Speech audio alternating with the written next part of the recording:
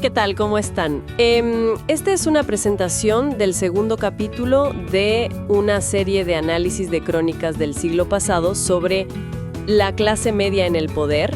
Es el tomo 6 de Historia Integral Argentina, de SEAL, del año 1973. En el primer capítulo vimos El Orden Internacional 1914-1920, de Sergio Bagú, y también Las Presidencias de Irigoyen, por Ismael Viñas. Ahora vamos a seguir con dos artículos más de este tomo. Uno es La población argentina estancada, de Elena M. Chiura. Ella fue una geógrafa e historiadora argentina importantísima, realmente una pionera. Y el otro artículo es Democratización de la vida política.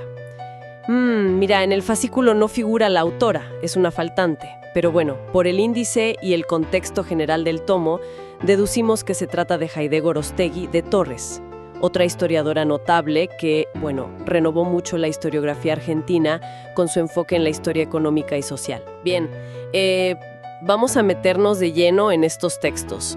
Dale. Empecemos, si querés, por el de Chiosa, el de la demografía entre 1914 y 1970. Lo que me parece fascinante es cómo describe un cambio de ritmo total, ¿no? Venimos de una expansión enorme. Y de golpe, un freno en el crecimiento poblacional después de esa expansión inicial. La Primera Guerra Mundial y después la crisis del 30 invierten o al menos interrumpen esa fuerte inmigración europea que había sido tan clave. Claro, totalmente.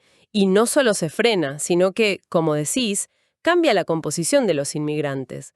Después de la Primera Guerra empiezan a llegar más de Europa Central, de Europa Oriental, y ya mucho más adelante la inmigración más significativa va a ser la de países limítrofes, muchos de ellos con destinos a esas villas de emergencia que empezaban a rodear al Gran Buenos Aires.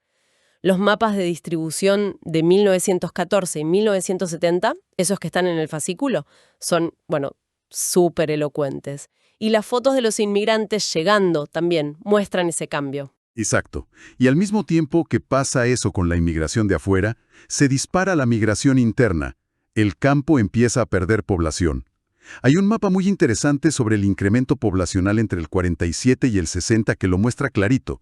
Y las ciudades, sobre todo Buenos Aires y toda su conurbación, crecen de una manera explosiva. Se ven las fotos del crecimiento urbano de la época y en los diagramas de población urbana. Chiosa ya en ese momento advertía, citando a Bunge, sobre los riesgos de ese desequilibrio, de esa concentración. Y claro, ese movimiento de gente impacta en todo. La estructura de edades, por ejemplo, se envejece. Las pirámides de población lo muestran bien. Cómo va cambiando la forma. Baja la tasa de masculinidad también. Hay un índice por jurisdicción que lo detalla. Y cambia la estructura ocupacional, obviamente.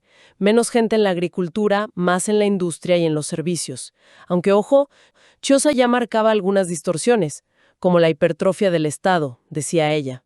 Los diagramas de estructura ocupacional por zonas y unos gráficos raros, los centrogramas de población, reflejan bien esa transformación. Y aparecen problemas nuevos, como la vivienda. Las fotos de los conventillos son un testimonio fuerte de eso. Ahora, si te parece, conectemos esto con la parte política. El otro texto, el que atribuimos a Gorostegui de Torres, se enfoca justamente en la democratización de la vida política, que es en gran medida el ascenso de la clase media. Pensemos que a principios del siglo XX, Argentina era, próspera, pero bajo una élite oligárquica muy cerrada. Pero esa misma modernización generó tensiones. Las caricaturas políticas de la época son geniales para ver eso. La mirada sobre los inmigrantes, sobre la política. Cierto. Y ahí surge la oposición, los socialistas y, fundamentalmente, la Unión Cívica Radical con Irigoyen a la cabeza. Un punto de quiebre total es la Ley Sáenz Peña de 1912. Hay una caricatura sobre eso también. Esta ley establece el voto secreto y obligatorio para hombres, y eso cambia las reglas del juego. Y eso es lo que permite el triunfo de Irigoyen en 1916. Está la foto famosa de él asumiendo. Es la llegada de esos sectores medios al poder, ¿no?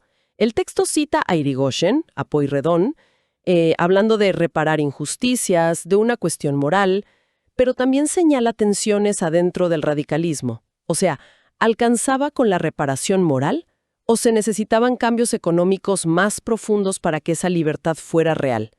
Los cuadros sobre salarios y costo de vida dan un poco de contexto a esa discusión. Y eso nos lleva a preguntarnos algo importante, me parece. ¿Cómo se vinculan estos dos procesos? Los cambios demográficos que describía Chiosa, la urbanización, la nueva composición social, con esta transformación política que analiza Gorostegui.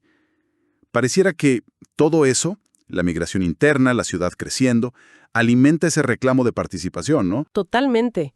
Da para pensar. Y también me quedo pensando en los métodos. Comparando esos gráficos de 1973, hechos con tanto esfuerzo, con lo que hoy se saca con 2 clics en un programa. ¿Cómo afecta eso a quien investiga? ¿Le deja más tiempo para el análisis o se pierde algo en el proceso? Y el acceso a estas fuentes hoy, ¿están disponibles en bibliotecas para estudiantes, para historiadores?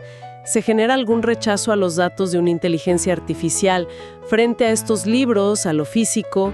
¿Cómo están promoviendo los gobiernos el acceso a la información histórica? Son preguntas para cuestionarse, ¿no? Recordando siempre ese dicho, quien no conoce su historia está condenado a repetirla. Bueno, nos encontramos en un próximo capítulo de análisis de este tomo. Esta fue una presentación del sitio web Mágicas Ruinas, sitio evocativo dedicado a relevar crónicas del siglo pasado desde 2003.